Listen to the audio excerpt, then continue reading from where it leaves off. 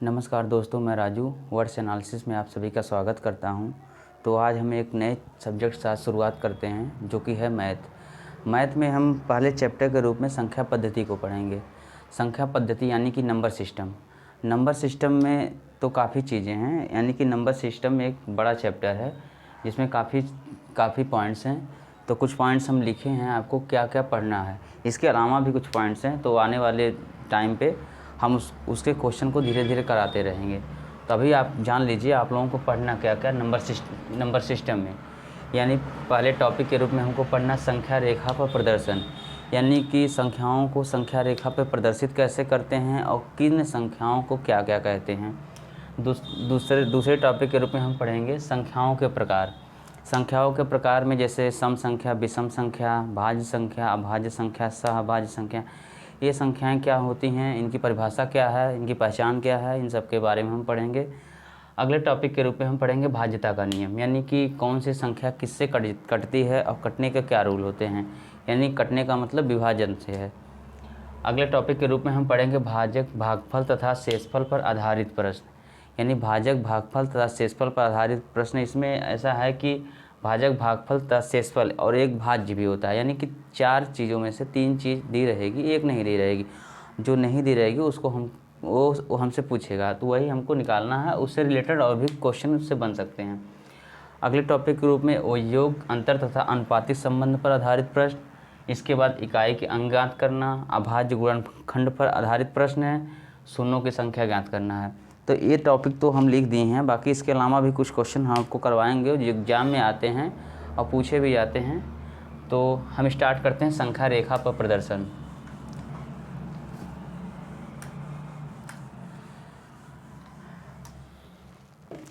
संख्या रेखा पर प्रदर्शन, तो इसके लिए हम एक रेखा ही ड्रॉ करेंगे। संख्या रेखा पे प्रदर्शन के रूप में हम सबसे पहले संख्या रेखा को हम 3 भाग में देखते हैं।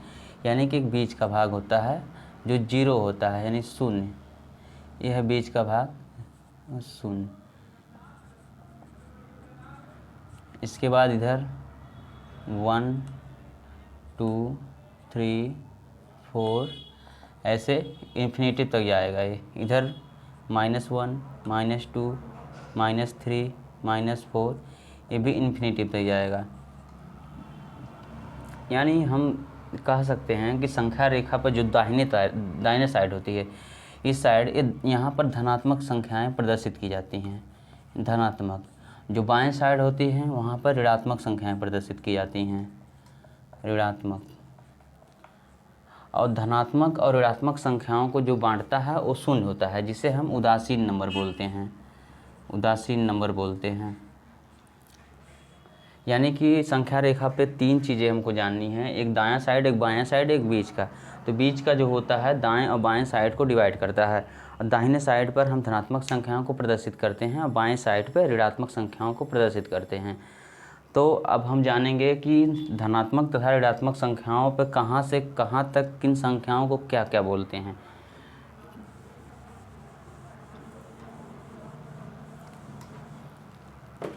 तो धनात्मक साइड यानी कि दाहिने तरफ 1 से लेकर अनंत तक जो भी संख्याएं होती हैं उन्हें हम प्राकृतिक संख्याएं बोलते हैं।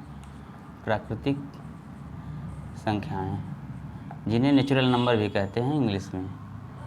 इसके बाद अगर हम 1 में, यानी कि 1 से लेकर इन्फिनिटी तक जो था अभी तक प्राकृतिक संख्या, यानी अगर प्राकृतिक संख्या में हम 0 को भी इंक्लूड कर दें तो वो प्राकृतिक संख्या पूर्ण संख्या में बदल जाती है।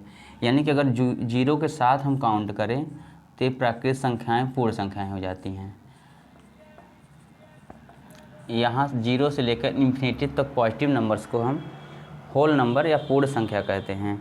अब बात करते हैं अगर हम सभी को एक साथ ले लें, चाहे वो प्राकृतिक संख्या हो चाहे पूर्ण संख्या हो, यानी कि धनात्मक, ऋणात्मक या उदासीन नंबर, सबको अगर एक साथ हम सम्मिलित कर लें तो उसको हम बोलते हैं पूर्णांक। पूर्णांक, जिसको इंग्लिश में इंटीजर भी बोलते हैं। यानी कि संख्या रेखा पे तो पहले हम देखें कि संख्या रेखा को 3 भाग में हम देखते हैं। एक दायां भाग जो धनात्मक होता है, एक बायां भाग जो ऋणात्मक होता है, कि एक बीच का भाग जो उदासीन होता है। इन सब पे प्रदर्शन के रेखाओं को हम प्रदर्शित करते हैं। जो 1 से लेकर इन्फिनिटी तक पॉजिटिव नंबर्स होते हैं उनको हम प्राकृतिक संख्या कहते हैं। प्राकृत संख्या में अगर हम जीरो को भी साथ में ले लें तो वो पूर्ण संख्या कहलाती है, यानी कि जीरो से लेकर अनंत तक जो पॉजिटिव नंबर्स होते हैं उनको हम पूर्ण संख्याएं कहते हैं। बाकी सभी को अगर कोई भी संख्या हो, चाहे धनात्मक हो, ऋणात्मक हो या शून्य हो, सबको मिलाकर अगर एक साथ हम देखेंगे तो उसको पूर्णांक बोलते हैं। अब अगले टॉपिक पर हम चलेंगे, तो संख्याओं के प्रकार। तो हम पढ़ेंगे संख्याओं के प्रकार।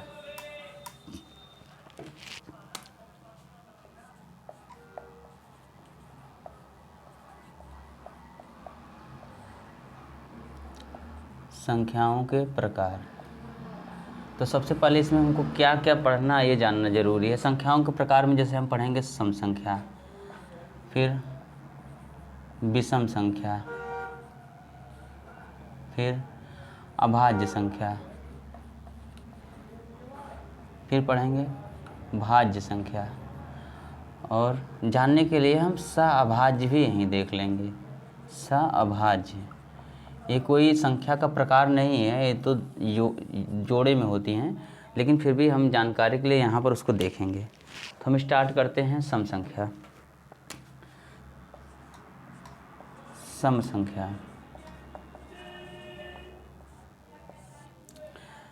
सम संख्या उन्हें कहते हैं जिनको 2 से भाग करने पर शेषफल शून्य आता है, या हम कह सकते हैं 2 से भाग करने पर भागफल पूर्णांक आता है, यानी कि भागफल दशमलव में ना आए या फिर शेषफल 0 आए, कोई नंबर्स ना आए। जैसे कि हम बात करते हैं, अगर हम ले रहे हैं 4 में अगर हम 2 से भाग कर रहे हैं तो 2 दूनी 4, यानी जो भागफल है ये पूर्णांक है, दशमलव में नहीं आया और इसमें शेष भी कुछ नहीं बच रहा है, यानी शेष 0 बच रहा है। तो सम संख्या की यही पहचान है, अगर हम किसी संख्या में 2 से भाग कर रहे हैं तो संख्या में शेषफल शून्य आना चाहिए या फिर भागफल उसका पूर्णांक में आना चाहिए। तो ये है एग्जाम्पल के रूप में, अगर हम ले रहे हैं 11 को अगर हम 2 से भाग कर रहे हैं, 2 पच्चे 10, 1/2, यानी 5 तो एक पूर्णांक है, लेकिन यहाँ पर एक शेष भी बच जा रहा है। तो यानी कि अगर शेष बच जा रहा 2 से भाग करने के बाद, वह संख्या सम नहीं हो सकती। सम का यही रूल है, सम में अगर किसी संख्या में 2 से भाग करें तो उसका शेषफल शून्य आना चाहिए। बाकी विषम संख्या इसी की अपोजिट है। विषम संख्या इसी के अपोजिट है, यानी अभी तक हम सम में जान रहे थे अगर 2 से हम भाग कर रहे हैं तो वहाँ पर शेषफल शून्य आना चाहिए, लेकिन विषम में क्या है, शून्य नहीं आना चाहिए। शून्य नहीं आना चाहिए मतलब कुछ भी शेषफल आए, लेकिन आप ये सोचेंगे कि 2 से अगर भाग करेंगे तो मैक्सिमम शेषफल 1 ही आएगा। तो हम ये भी कह सकते हैं कि अगर 2 से भाग करें तो शेषफल 1 बचना चाहिए, या अगर हम आगे भाग कर रहे हैं यानी कि दशमलव में भी ले जा रहे हैं तो हमको पूर्णांक नहीं मिलना चाहिए, यानी दशमलव नंबर में उसका भागफल मिलना चाहिए। जैसे कि अभी एग्जाम्पल के रूप में हम ले रहे हैं 9/2 अगर कर रहे हैं हम, तो 2 चौक 8, 1/2, यानी कि यहाँ हम देख रहे हैं एक शेषफल हमको मिल रहा है, शेषफल। और विषम का रूल भी यही है कि हमको शेषफल 1 मिलना ही चाहिए विषम होने के लिए। और अगर इसी संख्या को हम मतलब आगे इसको डिवाइड करते हैं, यानी कि पूरी तरह इसका मान आएगा 4.5, और ये भी हम देख रहे हैं कि भागफल भी इसका पूर्णांक नहीं मिल रहा है। यानी कि विषम संख्या वे संख्याएं होती हैं जिनमें 2 से भाग करने के बाद उनका शेषफल या तो 1 प्राप्त हो या उनका भागफल पूर्णांक में आए, वो होती हैं विषम संख्याएं। अब बात करते हैं भाज्य संख्याओं के, अभाज्य संख्याओं के बारे में।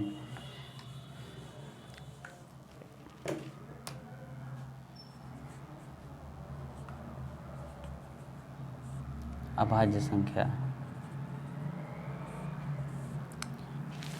अभाज्य संख्याएं वे संख्याएं होती हैं जो या तो 1 से कटें या तो स्वयं से ही कटें, यानी इन 2 के अलावा कोई तीसरा ऐसा नंबर ना हो जो उन संख्याओं को काट सके।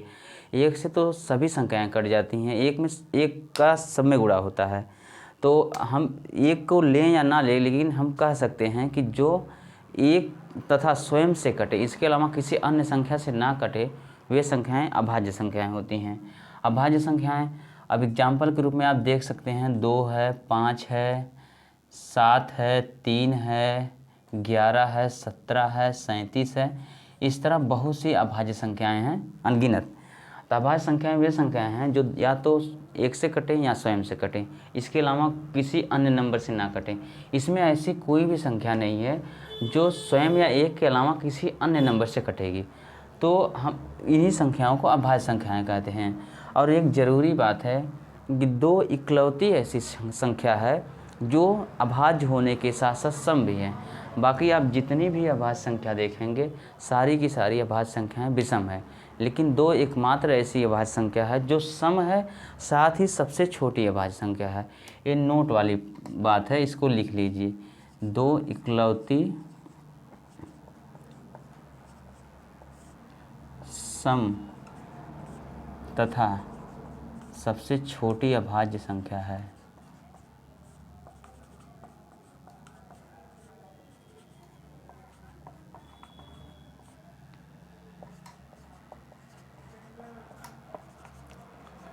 यानी कि 2 इकलौती सम तथा सबसे छोटी अभाज्य संख्या है। अब हम बात करते हैं भाज्य संख्याओं की। भाज्य संख्या यानी कि अभाज्य संख्याओं के अतिरिक्त जो भी संख्याएं बचती हैं वे संख्याएं भाज्य संख्याएं होती हैं। भाज्य संख्याओं में अब हम ये सोचेंगे क्या विषम संख्याएं भाज्य संख्याएं नहीं हो सकती? नहीं, बिल्कुल हो सकती हैं। विषम संख्याएं भी भाज्य संख्याएं हो सकती। जैसे एग्जाम्पल के रूप में अभी हम 9 को ही ले रहे हैं। 9 अगर हम अभाज्य का रूल एक बार चेक करें तो अभाज्य में हम ये बताए थे या तो 1 से कटे या तो स्वयं यानी 9 से कटे। इन दोनों के अलावा किसी अन्य नंबर से नहीं कटना चाहिए, लेकिन ये 3 से भी कट जाएगा, यानी कि ये अभाज्य संख्या नहीं है। तो ये कभी भ्रम ना डालें कि विषम संख्याएं हैं वो अभाज्य संख्याएं ही होती हैं। ये देखते हैं कि जितनी भी अभाज्य संख्याएं हैं अधिकतर अभाज्य संख्याएं विषम संख्याएं हैं, लेकिन इसका मतलब ये नहीं कहते हैं सारी विषम संख्याएं अभाज्य संख्याएं हैं। हाँ, उसमें काफ़ी सारी विषम संख्याएं अभाज्य भी हैं, काफ़ी विषम संख्याएं भाज्य भी हैं। तो हम कह सकते हैं अभाज्य के अलावा जितनी भी बची संख्याएं सब भाज्य संख्याएं कहलाती हैं। अब हम बात करते हैं सअभाज्य की।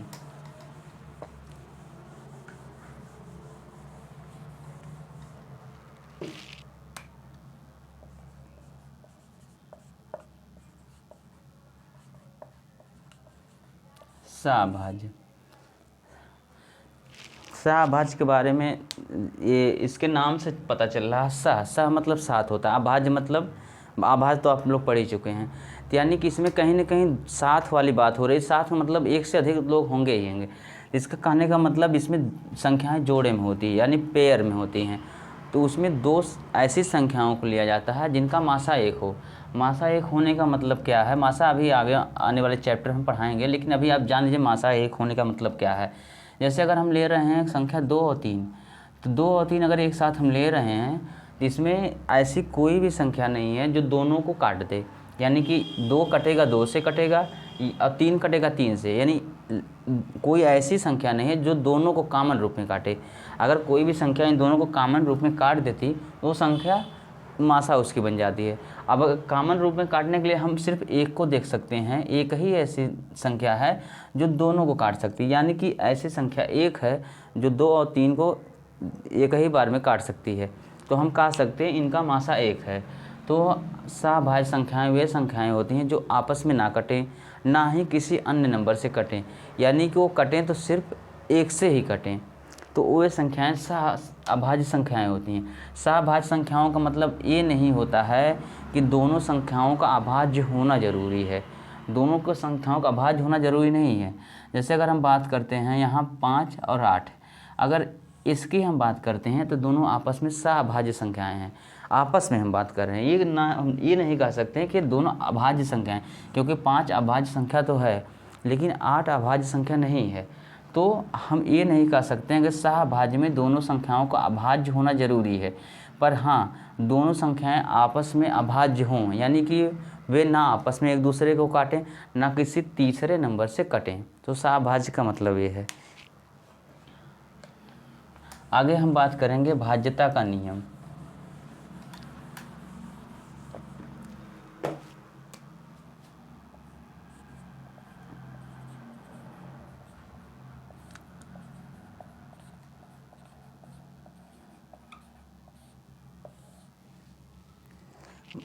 भाज्यता के नियम में हम ये जानेंगे कि कोई संख्या है दी गई है, अगर हमसे पूछ ले कि ये संख्या क्या इस संख्या से कट सकती है, तो हमको ये पता होना चाहिए कटने के लिए क्या क्या रूल होता है किस संख्या के लिए। तो हम सबसे पहले बात करेंगे 2 से विभाजन का रूल। 2 से विभाज्य, 2 से विभाजन हम कैसे जानेंगे कौन सी संख्या 2 से विभाज्य है। इसका जानने का सिंपल सा रूल है, अगर किसी भी संख्या के इकाई का अंक सम हो, अभी पीछे हम लोग पढ़े हैं सम वही होता है जो 2 से कट जाता है। अब यहाँ सीधी सी बात आई है 2 से कटने के लिए, तो अभी सम कन्फ्यूजन वाली बात है। तो आप जान लीजिए जिसकी इकाई के अंक में 0 हो, 2 हो, 4 हो, 6 हो, 8 हो, यानी कि इन 5 नंबर में कोई भी नंबर अगर इकाई के स्थान पे आ गया तो वो संख्या 2 से कटेगी ही। हमको 2 से अगर केवल चेक करना है कि संख्या 2 से कट रही है कि नहीं, तो पूरा संख्या देखने की ज़रूरत नहीं है, बस इकाई के अंक को देखेंगे। अगर इकाई के अंक में 0, 2, 4, 6, 8 में से कोई भी नंबर हमको मिल रहा है, वो संख्या 2 से कट जाएगी। जैसे कि 36 हम ले रहे हैं, 36, अब इसको हमको चेक करना 2 से कटेगी नहीं, तो 36 हम 18 दूनी 36 काटने की ज़रूरत नहीं है, बस हम ये देख लेंगे यहाँ पर सम संख्या है कि नहीं। सम संख्या के रूप में 6 है, ठीक है। आगे हम बात करते हैं, अगर 39 ले लें तो 39 लेने के बाद हम देख रहे हैं सम संख्या 9 नहीं है। अगर 9 सम संख्या नहीं, इसका मतलब ये 2 से नहीं कटेगा।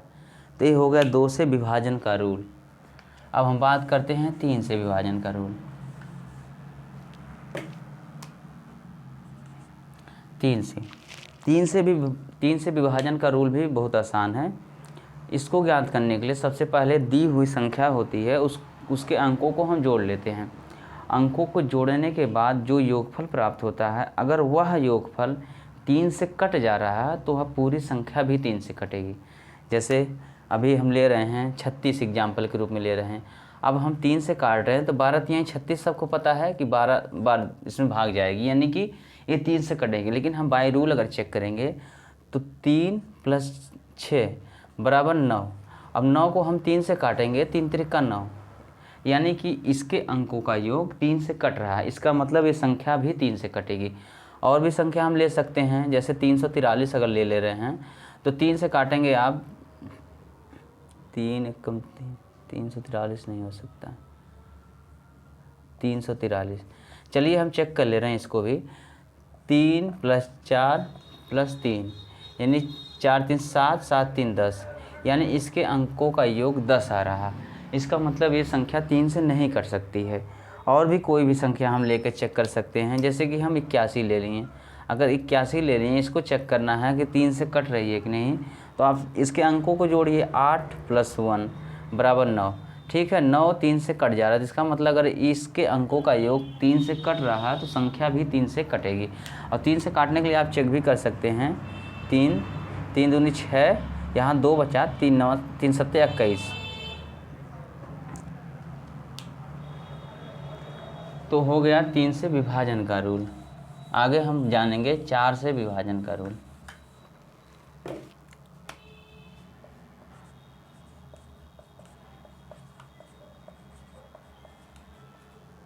4 से विभाजन। 4 से विभाजन के लिए हम ये चेक करेंगे कि उसके इकाई और दहाई के अंक से बनने वाली संख्या यदि 4 से विभाजित हो जा रही है तो पूरी संख्या भी 4 से विभाजित हो जाएगी। जैसे कि हम बात कर रहे हैं 256 की। अगर हम इसको चेक करें कि 4 से कटेगा या नहीं, तो पहले हमको ये चेक करना पड़ेगा 56 चेक कर रहे हैं। 56 2 से काटना 4 से, 4 एकम 4, 4 चौको 16, यानी 14 चौको 56 होता है। तो कहने के मतलब उसके इकाई और दहाई के अंक से बनी संख्या अगर 4 से कट रही है तो संख्या भी 4 से कटेगी। और भी कोई संख्या हम ले सकते हैं। अब ये हम संख्या ले लिए, इसको कैसे पता करें कि 4 से कटेगी कि नहीं, तो हम कुछ नहीं, इकाई और दहाई के अंक से बनने वाली संख्या उठाएंगे, इसको 4 से भाग करेंगे, यानी 16 चौको 64, ये संख्या 4 से कट जाएगी। यानी कि हम चेक करके देख भी सकते हैं। 4 से काट रहे हैं तो 4 दूनी 8, 1 बचा, 4 चौको 16, 1 बचा, 4 दूनी 8, 1 बचा, 4 चौको 16, 2 बचा, 4 छक 24, 4 छक 24, यानी कि इसका भागफल ले आएगा, यानी कि ये संख्या 4 से कट रही है। अब हम देखेंगे 5 से विभाजन का रूल।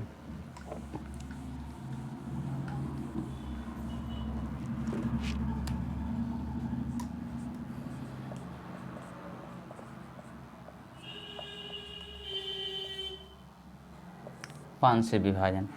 5 से विभाजन चेक करने के लिए हम ये देखेंगे इकाई के अंक में या तो 5 आए या तो 0 आए। कोई भी संख्या 5 से तभी विभाजित हो सकती है जब उसका इकाई का अंक 0 हो या 5 हो। जैसे कि आप 5 का कोई भी पहाड़ा पढ़िए, या तो 5 आएगा या तो 0 आएगा इकाई के अंक में। जैसे आप थोड़ा हम लिख ही दे रहे हैं पहाड़ा, ये देखिए, अब या तो 5 आ रहा है या 0, या 5 या 0। यानी कि कहने का मतलब 5 से विभाजन का रूल यही है, अगर किसी संख्या के इकाई के अंक में 0 आ रहा या 5 आ रहा तो संख्या 5 से विभाजित होगी। जैसे कि हम ले रहे हैं 625। 625 हमको चेक करना है 5 से कटेगा या नहीं। तो ठीक है, पहले तो हम रूल से चेक कर लेंगे, इकाई का अंक 5 है तो कट जाएगा। बाकी काटने के लिए हम काट रहे हैं 5 एकम 5, 5 दूनी 10, 5 पचे 25, यानी 125, 25 625, ये 5 से कट जा रहा है। और बाकी चेक कर लें, मान लीजिए हम ले रहे हैं 600 और कुछ भी ले रहे हैं 978, इसको अगर आप चेक करना चाह रहे हैं कि 5 से कट रहा है कि नहीं, तो आप काट के एक बार देख लीजिए। 5 एकम 5, 4 बचा, 5 9 45, फिर 2 बचा, 5 पचे 25, फिर 3 आपका शेष बच गया। यानी ये संख्या 5 से विभाज्य नहीं है, होनी भी नहीं चाहिए, क्योंकि इसके इकाई के अंक में ना तो 5 है ना तो 0 है। यह है 5 से विभाजन का रूल।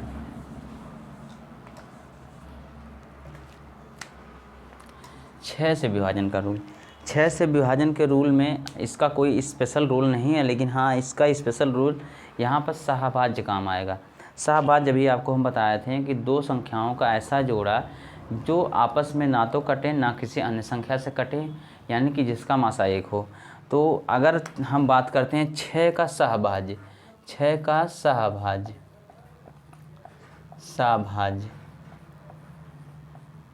6 का सहभाज्य अगर हम देखेंगे 6 बराबर 1 गुणे 6, ये भी 6 है, 2 गुणे 3, ये भी 6 है।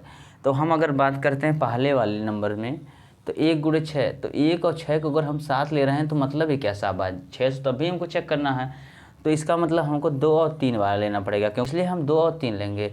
अब 2 और 3 लेने के बाद हम ये चेक करेंगे कि वह संख्या 2 से विभाजित है या नहीं, या और साथ में ये भी चेक करेंगे वह संख्या 3 से विभाजित है कि नहीं। यानी कि वह संख्या जो 2 और 3 दोनों से विभाजित हो जाए वह संख्या 6 से विभाजित होगी। जैसे कि अगर हम बात करते हैं 72 की, ठीक है, अगर हम बात करते हैं 72, सबसे पहले हमको चेक करना पड़ेगा ये संख्या 2 से कट रही है कि नहीं। तो हम देख रहे हैं इसके इकाई का अंक सम है तो 2 से कट जा रही है। अब 3 से चेक करने का रूल था कि दोनों अंकों का योग कर लेते हैं, यानी दोनों का मतलब जितनी भी संख्याएं दी रहेंगी, यहाँ तो 2 है तो हम 2 बोल रहे हैं, बाकी 3 से चेक करने के लिए जितनी भी संख्याएं दी, संख्याओं के अंकों का योग जोड़ लेते हैं, इसमें 3 से भाग करते हैं। 7 2 9, अब 9 में 3 से भाग करेंगे तो कट जाएगा, यानी कि ये संख्या 2 से भी कट रही है और 3 से भी कट रही है। इसका मतलब ये संख्या 6 से भी कटेगी। तो हम काट के चेक कर लेते हैं। 72 6, 12 6 72, आप लोगों को पता है। और भी कुछ संख्या हम ले सकते हैं इसके स्थान पर, जैसे कि हम ले रहे हैं 216। एक बार चेक करते हैं 216 को लेकर। 216 अगर हम ले रहे हैं तो इसके इकाई के अंक पर 6 है, यानी सम संख्या है। जो सम संख्या है तो इसका मतलब ये संख्या 2 से कट जाएगी। दूसरा हम चेक करेंगे ये 3 से कटेगी कि नहीं। तो 3 से कटने के लिए हम ये देखते हैं कि इसके अंकों का योग 3 से कट रहा है कि नहीं। तो अंकों के योग में है 2 है, 1 है और 6 है। तो हम देखते हैं इसका अंकों का योग आता है 9, और 9 में जब हम 3 से भाग करते हैं तो 3 से कट जा रहा है। यानी कि कहने का मतलब ये संख्या 3 से भी कट रही है और 2 से भी कट रही है।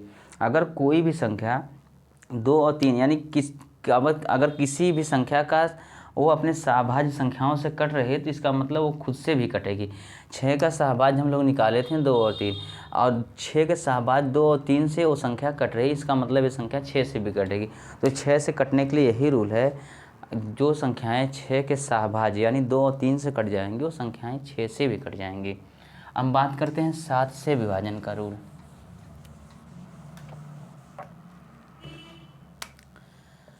7 से विभाजन के रूल के लिए हम इसमें 2 रूल पढ़ेंगे और एक स्पेशल केस पढ़ेंगे। 2 रूल में तो सबसे पहले हम आपको समझाते ही हैं, वरना ऐसे बताने पे शायद उतनी जल्दी समझ ना आए। चलिए ठीक है, हम एग्जाम्पल के रूप में कोई संख्या ले रहे हैं, मान लीजिए हम 343 ले रही हैं, ठीक है। अब हमको चेक करना है कि संख्या 7 से कट रही है या नहीं। तो इसको चेक करने के लिए सबसे पहले पहला रूल है कि इस संख्या को दो पार्ट में करेंगे, यानी कि पहला पार्ट जो इकाई का अंक होगा और दूसरा पार्ट शेष अंक होगा। यानी कि 7 से काटने के लिए दी गई संख्या को हम दो पार्ट में डिवाइड करेंगे। पहला पार्ट उसके इकाई का अंक होगा, दूसरा पार्ट शेष बची हुई संख्या। तो यानी इकाई का अंक जो हमको 3 है, अब 3 में हम 2 से गुणा करेंगे, यानी 3 का दुगुना करेंगे 6। अब इस 6 को शेष बची हुई संख्या से घटा देंगे। शेष बची हुई संख्या क्या है? 34 है। यही तो शेष बची हुई संख्या है, क्योंकि हम दो पार्ट में बांट ही लिए हैं इसको, शेष तो यही बच रहा। अब 6 से घटाने के बाद 28 है। हम अगर देख रहे हैं ये संख्या 7 से कट जा रही तो ये पूरी संख्या कट जाएगी। यानी इस प्रोसेस द्वारा से अगर शेष आई संख्या 7 से कट रही है तो पूरी संख्या 7 से कट जाएगी। अब जैसे हम 7 से इसको काट के चेक कर लेते हैं, तो हम काटेंगे 7 चौक 28, 7 चौक 28 और बचा यहाँ 6, 7 नवा 63, यानी 49 बार इसमें भाग चली जाएगी 7 से। तो कहने का मतलब ये संख्या 7 से कट रही है। तो 7 से कटने के लिए पहला रूल है कि दी गई संख्या को हम दो पार्ट में डिवाइड करेंगे। पहला पार्ट इकाई का अंक होगा और दूसरा पार्ट शेष बची हुई संख्या। अब शेष बची हुई संख्या में चाहे 2 अंक हो, 3 अंक, 4 अंक, कुछ भी हो, आगे भी अगर कोई लंबी संख्या होगी उसका भी इसी तरह आएगा, तो ठीक है। और इसके बाद हम क्या करेंगे, जो इकाई का अंक रहता है उसमें उसका दुगुना करते हैं और दुगुना करने के बाद शेष बची हुई संख्या से घटाते हैं। उसका अंतर यदि 7 से कट रहा तो संख्या भी 7 से कटेगी। दूसरा रूल है, सेम रूल है, बस इसमें हम क्या करते हैं, यहाँ पर हम इकाई के अंक का दुगुना कर रहे थे, यहाँ पर इकाई के अंक का 5 गुना करेंगे, यानी कि 15। सेम रूल है, उसको भी दो भाग में बांटेंगे, पहला इकाई का अंक, दूसरा शेष बची हुई संख्या। तो जो इकाई का अंक होता है उसका हम 5 गुना करते हैं। 5 गुना करने के बाद शेष बची हुई संख्या में हम जोड़ देते हैं। 5 4 9, 3 1 4, 49। और फिर चेक करते हैं कि प्राप्त संख्या 7 से कट रही है कि नहीं। अगर संख्या 7 से कट रही है तो पूरी संख्या 7 से विभाजित हो जाएगी, अगर नहीं कट रही तो नहीं होगी।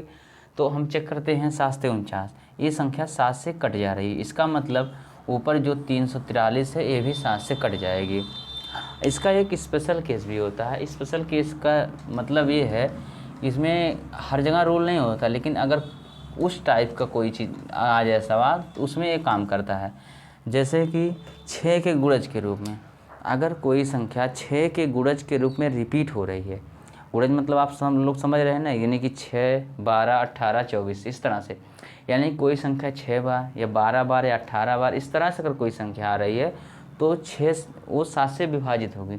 जैसे कि अगर हम ले रहे हैं 2 2 2 2 2 2, 6 बार ए है, तो इसको अगर हमको चेक करना है 7 से कटेगी या नहीं, तो हम पुराने रूल से भी चेक कर सकते हैं इसको भी। लेकिन पुराने रूल से चेक करने के लिए थोड़ा लंबा पड़ेगा, उसको भी हम बता रहे हैं, लेकिन चलिए इसको डायरेक्ट हम काट के चेक करते हैं एक बार। तो 7 तिरिक 21, 1 7 एकम 7 5 7 ते 49 3 7 चौक 28 4 7 छक 42, यानी कि ये संख्या 7 से पूरी तरह कट गई। अब बाकी अगर हम पुराने रूल से चेक करना चाहें तो ठीक, हम चेक कर ले रहे हैं 2 2 2 2 2 और 1 2 ये अलग हो गया, क्योंकि 6 था तो हम 5 अलग कर दें, एक इकाई का अंक। इसका दोगुना करेंगे तो 4 आएगा, ठीक है। अब 4 को हम घटाएंगे तो 12 में से 4 जो 8 1 2 2 2, अब ये आ गया। फिर अब इतनी बड़ी संख्या को हम चेक करेंगे तो फिर हमारा मतलब क्या हो रूल का, जब हमको फिर वही करना पड़ेगा, एक ही स्टेप छोटा हुआ नहीं। फिर आप इसको वही रूल अपनाएंगे, फिर इसमें दो पार्ट डिवाइड करेंगे, फिर 8 दूनी 16। अब 16 में यानी कि 2 2 1 से फिर 16 घटाएंगे, ठीक है। 11 में से 6 जा 5 0 2। अब फिर वही, फिर हमको चेक करना आगे क्या, तो ठीक है। फिर हम इसको करेंगे दो पार्ट में, फिर 5 दूनी 10, ठीक है। 220 220 में से 10 घटाएंगे 210। आप लोगों को पता है 7 तिरिक 21 यानी 30, यानी कि हम देख रहे हैं कि हम कैसे भी करें अगर रूल सही है तो आना चाहिए। तो ये यानी कि ये पहला रूल था कि दी गई संख्या को दो पार्ट में डिवाइड कर लेते हैं। पहला पार्ट इकाई के अंक को, दूसरा पार्ट शेष बची हुई संख्या को। तो पहले नियम में हम जो इकाई का अंक होता है उसका दुगुना करके शेष बची संख्या से घटाते थे, और घटाने के बाद जो उसका रिजल्ट आता था अगर वह 7 से कट रहा तो संख्या भी 7 से कट जाएगी। दूसरा रूल ये भी था, उस सब कुछ सेम था, बस वहाँ जहाँ हम इकाई के अंक दुगुना कर रहे थे यहाँ हम 5 गुना करेंगे। उसमें घटाते थे, इसमें जोड़ देंगे। यानी दूसरे रूल में हम क्या करेंगे, पहले इकाई के अंक का हम 5 गुना करेंगे, फिर शेष बची हुई संख्या में जोड़ देंगे, और उस जोड़ने के बाद अगर रिजल्ट 7 से कट रहा है तो संख्या 7 से कट जाएगी। और एक स्पेशल केस बताएं कि अगर कोई भी संख्या 6 के गुणज में रिपीट हो रही है, यानी 6, 12, 18, 24, 30, इस तरह से अगर इस फॉर्म में रिपीट हो रही है तो संख्या 7 से कट जाएगी। तो यह है 7 से विभाजन का रूल। बात करते हैं हम 8 से विभाजन का रूल।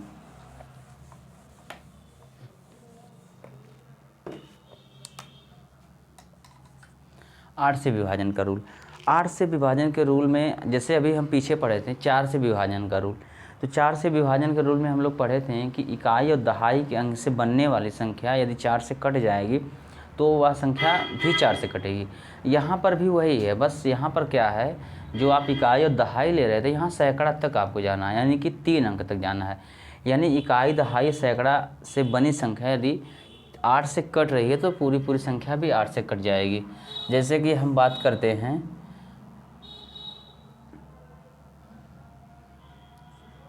7, 3। अगर हम बात करते हैं इस संख्या की, तो अगर हमको ये चेक करना पड़े कि 8 से कटेगा या नहीं, इसको चेक करने के लिए सबसे पहले हमको तो देखने में लंबा चौड़ा लग रहा है, लेकिन हमको इससे कोई मतलब नहीं होना चाहिए चेक करने के लिए। बाकी काटने के लिए तो आपको काटना ही पड़ेगा, लेकिन इससे हमको चेक करना है कि 3 अंक से, यानी कि इससे बनने वाली संख्या 8 से कट रही है कि नहीं। तो हम चेक कर ले रहे हैं 2, 5, 6। अगर हम 8 से काट रहे हैं, 8 तिरिक 24, 8 दूनी 16, यानी 32 बार इसका भागफल जा रहा है। तो कहने का मतलब, अगर अब ऐसे हम चेक भी कर सकते हैं, हम चेक करके आपको दिखा रहे हैं 2, 5, 6। 8 से अगर हम काट रहे हैं तो 8 एकम 8, 5, 8 सत्ते 56, 2, 8 तिरिक 24, 1, 8 एकम 8, 4, 8 पचे 40, 5, 8 सत्ते 56। ये है आपका आंसर इसका, यानी कि ये संख्या पूरी तरह 8 से कट जा रही है। तो हम ये कह सकते हैं 8 से कटने के लिए हम उस जो संख्या दी रहेगी उसका इकाई, दहाई और सैकड़ा 3 अंक चेक करेंगे। अगर तीनों अंक से बनने वाली संख्या 8 से कट रही है तो पूरी संख्या भी 8 से कट जाएगी। ये है 8 से विभाजन का रूल। हम बात करते हैं 9 से विभाजन का रूल। 9 से विभाजन के लिए तभी आप पीछे पढ़े थे कि कोई भी 3 से विभाजन के रूल में कि कोई भी संख्या हमको दी रहे, अगर उसके अंकों का योग 3 से विभाजित हो जा रहा तो पूरी संख्या भी 3 से विभाजित हो जा रही। तो वही रूल इसमें भी है। इसमें इसका मतलब नहीं है भी 3 से ही चेक करेंगे। इसमें ये है कि अगर वो उस संख्या के अंकों का योग अगर 9 से विभाजित हो रहा है तो संख्या 9 से विभाजित हो जाएगी। जैसे कि अगर आप 9 का पहाड़ा ही एक बार ट्राई करें तो आप 9, 8, 9, 18, 27। चलिए हम 3 अंक लेते हैं। अगर हम बात करते हैं 9, 8, 18, 27 की, तो इसमें हम चेक करेंगे इसके अंकों का योग क्या है। तो खुद ही अकेला है, तो मान लीजिए हम 0 लिख दे रहे हैं तो 9 हो गया, 8 1 9, ये भी हो गया, 7 2 9।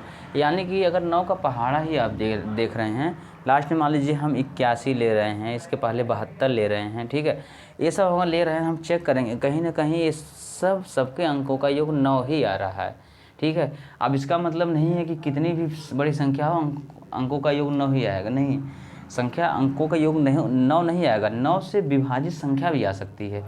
यानी कि हम तो ये कह सकते हैं अगर दी गई संख्या के अंकों का योग 9 हो या 9 से विभाजित हो तो वह संख्या भी 9 से पूरी तरह विभाजित हो जाएगी। जैसे हम बात करते हैं 729 की। अगर हम 729 में देख रहे हैं तो इसको चेक करना है 9 से कट रही है कि नहीं। तो ठीक है, इसके अंकों को हम जोड़ेंगे, 7 2 9, 9 9 18।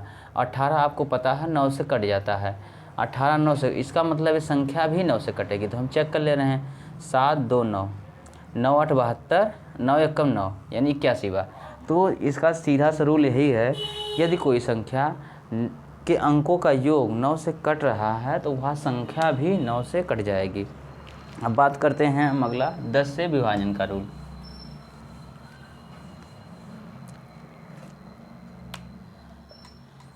10 से विभाजन के रूल में शायद किसी को बताना पड़े, क्योंकि इसमें आप जब भी देखेंगे 10 में अगर पहाड़ा भी पढ़ेंगे तो सबके इकाई का अंक 0 ही होता है।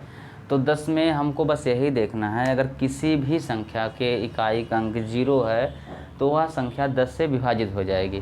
यानी कि कोई भी संख्या हो, अगर हम कुछ भी ले लें, बस हमको ये चेक करना लास्ट में उसके 0 है या नहीं। यानी कि कोई भी संख्या हो, अगर उसके इकाई का अंक 0 है तो वह संख्या 10 से विभाजित हो जाएगी। तो आगे हम बढ़ते हैं 11 से विभाजन का रूल।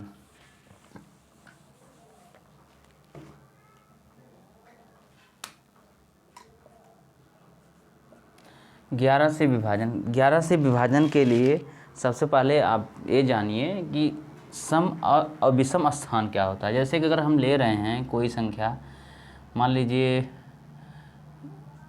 1 2 1, इसके सम और विषम स्थान की बात करते हैं तो आपको पता है जो 1 3 5 7 यानी ये जो नंबर्स होते हैं वो विषम होते हैं। 2 4 6 8 ये नंबर सम होते हैं।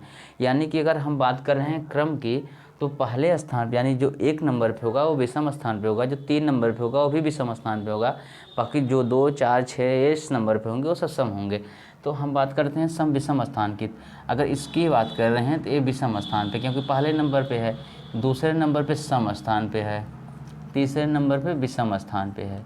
ठीक है, इसकी हम बात करते हैं तो ये है सम और विषम स्थान। तो इसमें क्या होता है कि सम स्थानों के अंकों का योग और विषम स्थानों के अंकों का योग आपस में घटाते हैं। अब ज़रूरी नहीं कि सम से विषम ही घटाएं या विषम से सम घटाएं, जो बड़ा होगा उससे या छोटा जो भी आप जो बड़ा हो उससे घटा लीजिए। तो इसमें ये कोई मायने नहीं रखता कि नेगेटिव वैल्यू आएगी, इसमें जो आपको बड़ा मिले उससे छोटा वाला घटा लीजिए। दोनों बराबर मिल गए तो किसी में से कोई घटा लीजिए। तो ये है कि अगर सम स्थान के अंकों का योग विषम स्थान के अंकों का योग अगर घटाने पर या तो अंतर 0 आए या तो 11 का कोई गुणज आए। 11 का गुणज का मतलब अब क्या है, या संख्या 11 से कट जाए, जो भी आए 11 से कट जाए। यानी कि 11 भी आ सकता है, 22 भी आ सकता है, 33 भी, मतलब कुछ भी संख्या आ जाए। यानी सम अंकों के स्थानों का योग प्लस विषम, यानी कि सम स्थानों के अंकों का योग और विषम स्थानों के अंकों का योग जब आपस में घटाते हैं तो या तो संख्या 0 आ जाए या तो कोई 11 का गुणज आ जाए, तो वह संख्या 11 से विभाज्य हो जाएगी। चेक करने के लिए हम चेक कर सकते हैं, जैसे मान लीजिए है एक है विषम स्थान पे, फिर ए भी एक विषम स्थान पे, हो गया 2, यानी कि विषम स्थान इसका मान आ गया 2। सम स्थान इसका तो ऑलरेडी 2 है, तो 2 में से हम 2 घटाएंगे 0 आ गया। इसका मतलब ये संख्या 11 से विभाज्य है। और भी कोई संख्या हम चेक कर सकते हैं, जैसे कि अभी तो हमको नंबर डायरेक्ट याद है, हम ठीक गुणा करके देख ले रहे हैं कोई संख्या। मान लीजिए हम गुणा कर रहे हैं 12, 12 कम 12, 12 कम 12 1 13, ठीक है। ये है 132। अगर हम इसको चेक करना चाह रहे हैं तो ये भी सिंपल सी बात आप देख लीजिए, 1 2 1 धन 2 बराबर 3, और 3 पहले से दिया है, यानी 3 3 का जो अंतर होगा 0 आएगा, 0 से संख्या कट जाएगी। और भी संख्याएं होंगी जो जरूरी नहीं कि अंतर 0 ही आए, किसी किसी का अंतर 11 आ सकता है, 22 आ सकता है, 33 आ सकता है, यानी जो भी आएगा 11 से विभाज्य होगा। ये तब होगा जब वो संख्या 11 से विभाज्य होगी तब, अगर नहीं होगी तो ना तो अंतर 0 आएगा ना ही 11 से विभाज्य कोई संख्या आएगी। तो आप आज जानें कि संख्या रेखा पर संख्याओं को प्रदर्शित कैसे करते हैं, संख्याओं का प्रकार क्या है, इसके बाद भाज्यता का नियम। ये 3 टॉपिक है, आप इस पर प्रैक्टिस करिए। बाकी अगले टॉपिक पे हम ये लेकर आएंगे इससे रिलेटेड क्वेश्चन एग्जाम में कैसे पूछते हैं। ये तो सिंपल बस जानने के लिए रूल है कि इस रूल की मदद से हम क्वेश्चन सॉल्व करेंगे बस। लेकिन इस पर भी क्वेश्चन छोटे छोटे बनते हैं, तो आप लोग प्रैक्टिस करिए। बाकी हम अगले वीडियो में लेकर आएंगे इससे रिलेटेड क्वेश्चन क्या होते हैं, प्लस इसके आगे का अगर जो होगा उसको हम कवर करने की कोशिश करेंगे। तो धन्यवाद।